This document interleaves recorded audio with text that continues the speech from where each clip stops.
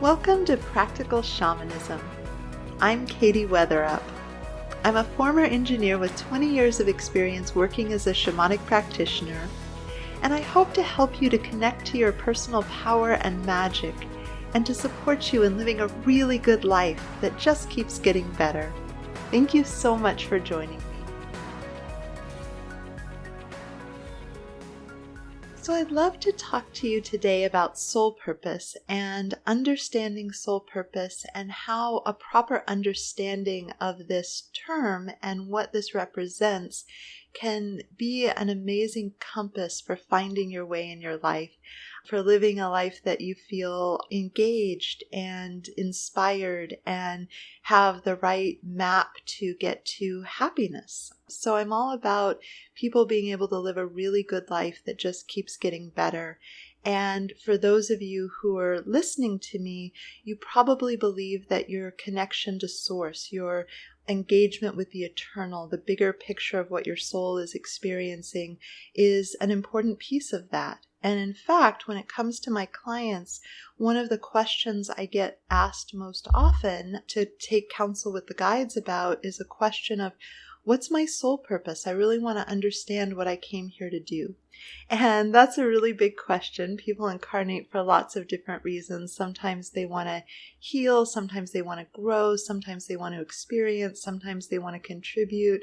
And the tricky thing about old souls, which are a lot of my clients, and to be honest, the person who's tuning into something that has shamanism in the title probably is an old soul. You're probably not finding all the answers to your way of being in the world within the bounds of off-the-shelf religion. Like, I'm not anti-organized religion. I think there's incredible beauty, especially when the practices produce results of people who go into the world and are kind and are generous and have this view that there's something beyond the material world. I think that's really important for emotional and psychological well-being and happiness and all those kind of things.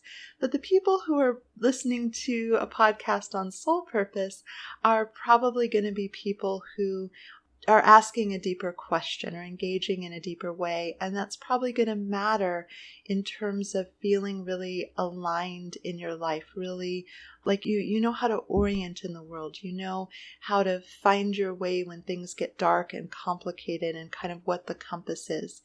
And I would offer that soul purpose or soul intention is just one piece of it. There are a lot of other pieces. Now, if somebody's totally maxed out feeling aligned with soul purpose, they can often ignore some of the other elements. And I'm not saying this as a working model for most people, but if you're someone like Nelson Mandela, who's this inspirational leader, or Gandhi, or someone who just has this incredible vision of what they want to contribute that they're just lit up with and so connected to, that they can endure many, many years of imprisonment without losing their sense of inspiration or, really considerable hardships.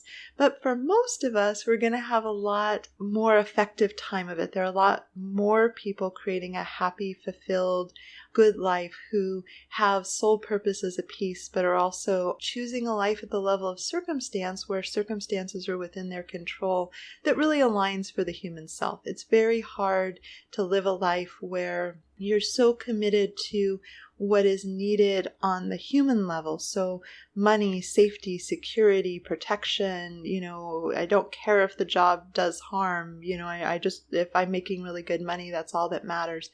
That's a hard life to live because you're disconnected from human spirit. You're disconnected from your soul intention, and you're just serving your human animal in having needs met. And the truth of it, I would argue, is while there are often mindsets that get us away from believing that we have enough or we've got that handled, there can be a lot of survival fear even in people with massively good circumstances, that if you're skillful and strategic, it can be very straightforward to dial in enough at that level. It's not like a super, super narrow thing that you have to be really, really skilled and talented to be able to have enough, assuming that you're living in a first world country.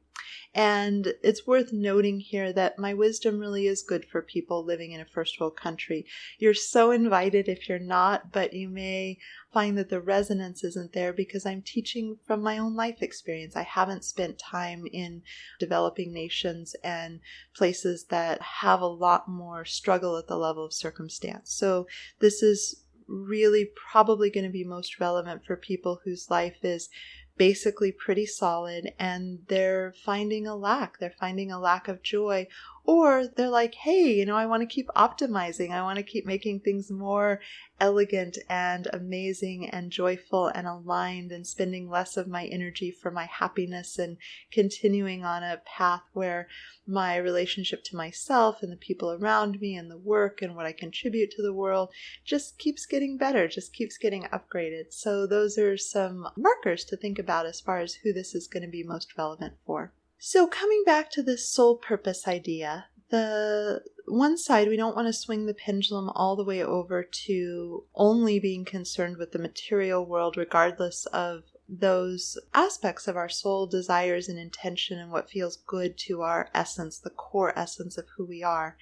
And likewise, it usually doesn't work as elegantly if we try to swing the pendulum all the way over to the other side and we're living out of our car, but we feel massively spiritually inspired. Now, granted, I know people who have lived out of their car and been massively spiritually inspired, and yay for them. Like, that's super great. I'm really happy for them. I'm not that person. I do a lot better if I have a roof over my head and reliable access to food and, running water and all those kind of things. And so there's this balance of the two. And sometimes people don't think to optimize, and it can be a first question about soul purpose. Is there a calibration where I need to either move a little bit more toward making sure the level of circumstance is conducive? Humans are remarkably resilient. We can thrive in really adverse conditions.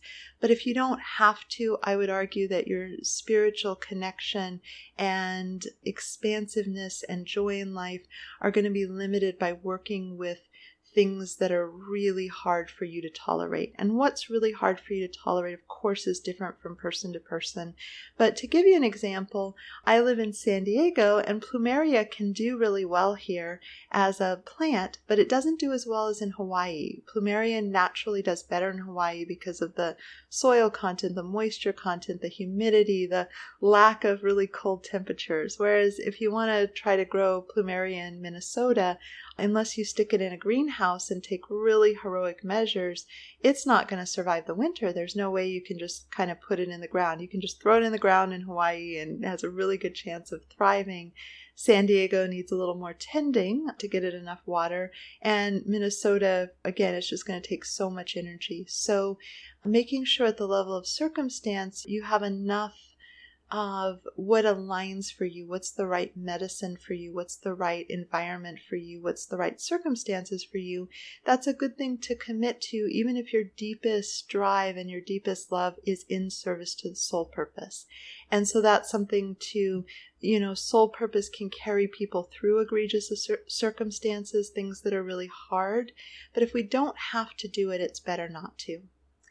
The other place that I think people go amiss in understanding the compass that is their soul alignment, that is their soul intention, is that they sometimes look at it in terms of the third chakra. Now, the third chakra is the seat, it's the solar plexus. It's the seat of the mind, the thinking mind, not the intuitive mind, not the limbic mind. Those are different chakras, but the stream of consciousness voice that talks in your head all the time. That's the third chakra mind.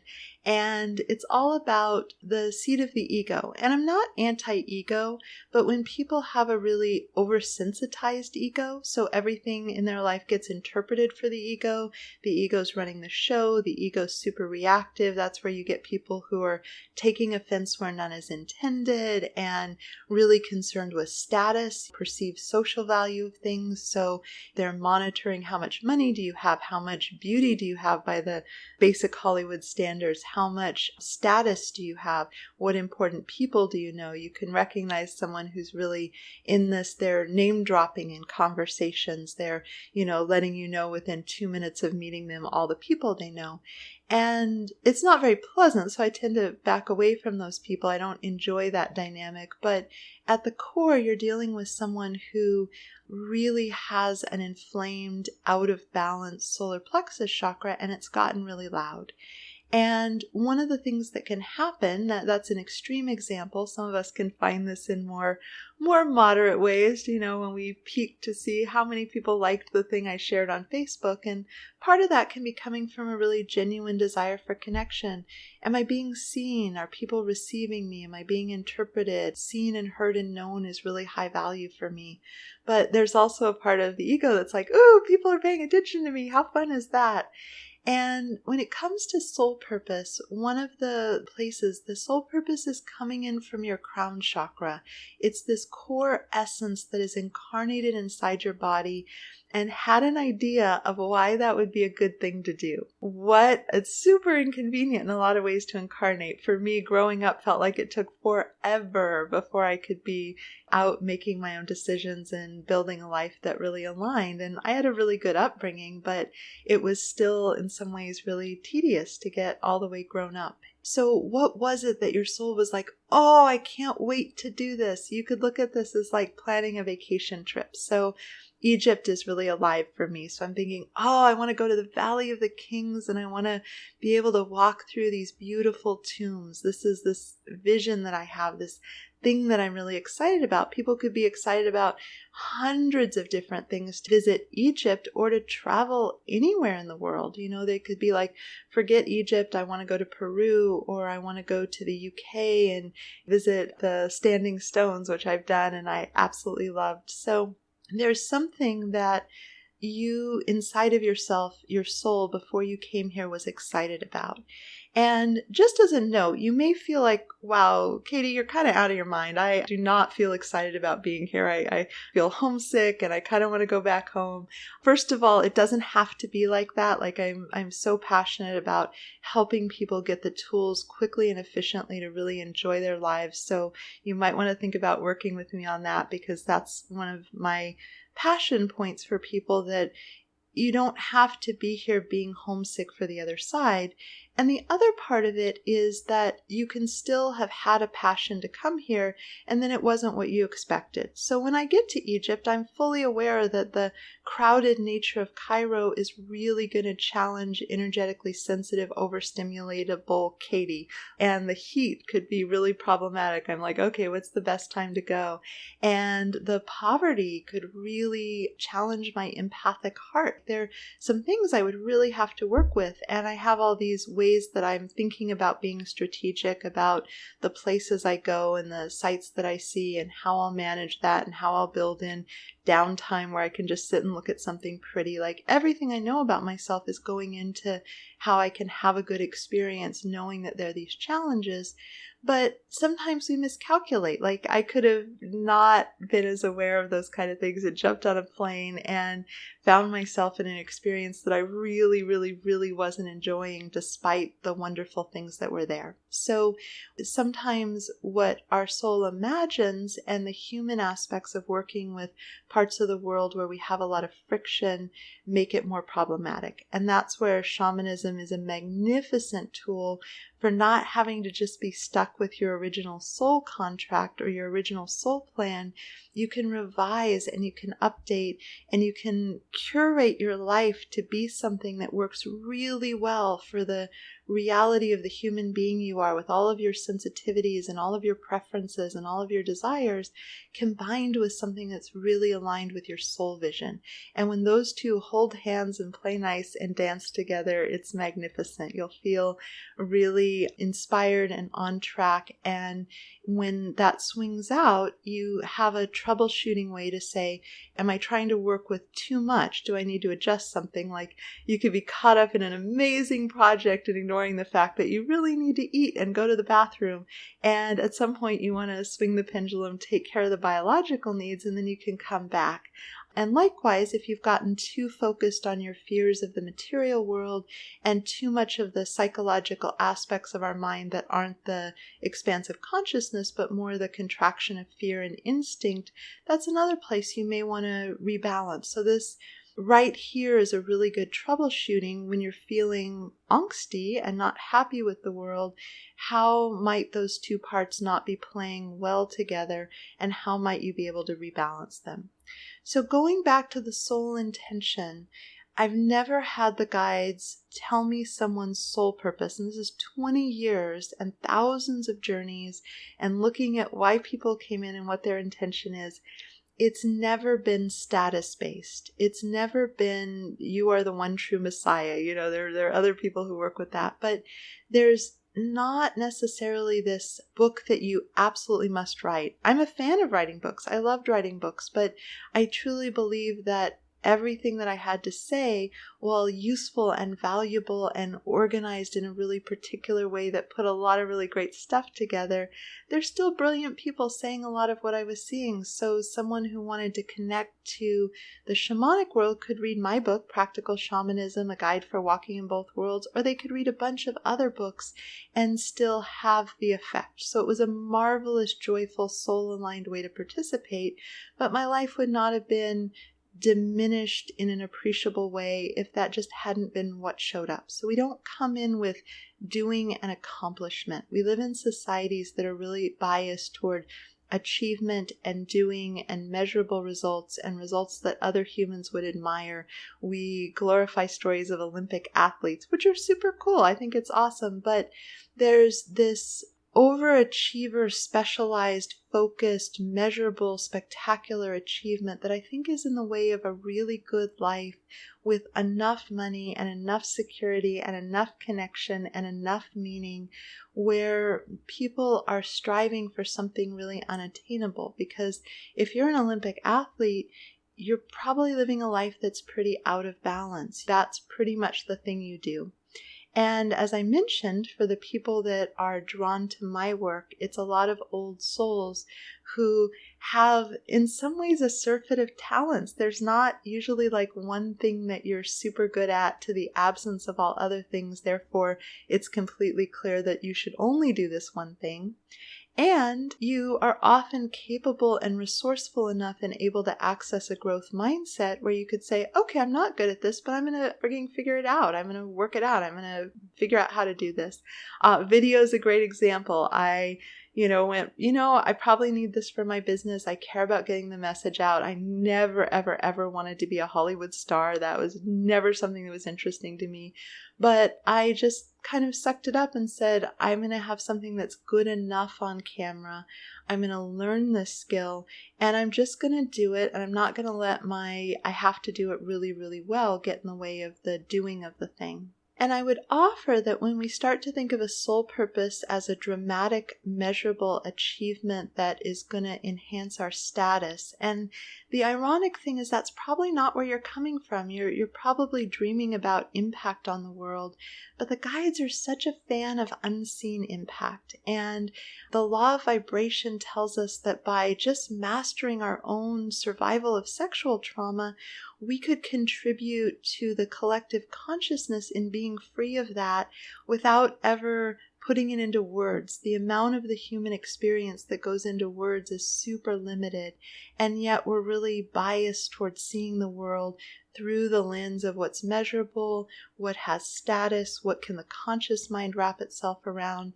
And I believe it's to our detriment. We get away from movement and dance and storytelling and emotionality and inspiration and all these things that move through us that could connect to your soul purpose, that could be really non-tangible. So a lot of people come in with being soul purpose intentions, and a soul purpose aligned life is about who they are and how they move their energy and what their energy of being in the world contributes, rather than finding the words like becoming a major influencer on Instagram. Or there's this unique contribution to having their wisdom and their vibration added to the world that makes a really huge difference. And so the work in that case is not to learn internet marketing. It might be if you have something you want to do, that's totally cool. There's a lot of training out there for that. It's figure outable. You can learn about it.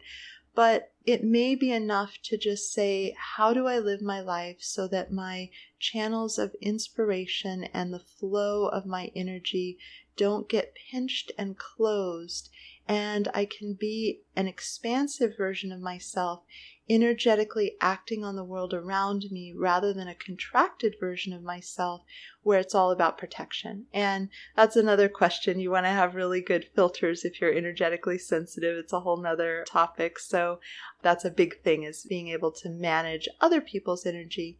But I would invite you to start to think about, what if I had a soul purpose that was a felt thing and a being thing and an experiential thing rather than a doing thing that could be measured by the results? Because we have these egos that are calculating status all the time, and it's not a very beautiful expression. We've all had experiences where somebody looked us up and down and decided our status was less than them. We weren't pretty enough, or we weren't thin enough, or we weren't important enough, and it's a sucky feeling. It really doesn't feel good. And yet we hold ourselves to tying our self-value to these things, even though we would quickly step away from someone who was overtly treating other people like that. And so the invitation and the food for thought is, what if your soul purpose was an experiential thing that wasn't going to create status, that wasn't going to create purpose? And what if its actualized version in the world, the fullest expression of that, could look a whole bunch of different ways? And in some ways that may feel like bad news, because people look for soul purpose like they look for the one. I want to find the one, my one true love, my one romantic partner. But that's actually really bad news in a way, because we have billions of people and it can be kind of hard if there's only one.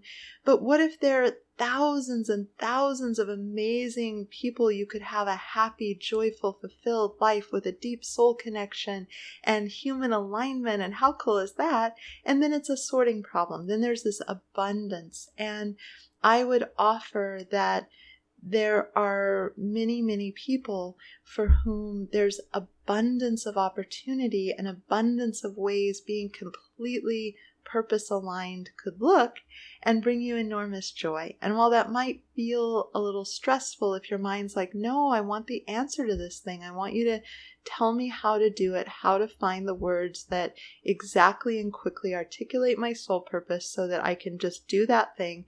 And if that's what you're looking for, I'm probably not going to be able to be very helpful, but I'm really interested in supporting people in coming into the tools to be able to feel and hear their essence, and when it's engaged and when it's aligned and when it's happy in the world, and to play warmer, colder with that, and to be able to attune to that information. And so the first step is to stop looking in the wrong places, to stop looking for the one true soul purpose that is going to be measurable, that's going to come with tons of money and high status. And I'd invite you to see if you can find yourself in this, even if you're not at the extreme of this. There might be some reduced version where you want really concrete terms that your mind can wrap itself around. But soul purpose doesn't come from the third chakra. The third chakra is super important for our clarity and our sorting and what fits and what doesn't. It's a magnificent, beautiful, luminous chakra, but you're asking the wrong chakra to give you feedback about this if you're tuning into the third chakra, if you're tuning into the thinking mind. And so the invitation is to start to become intimate with other parts of yourself that can provide you with some of this information and some of this picture.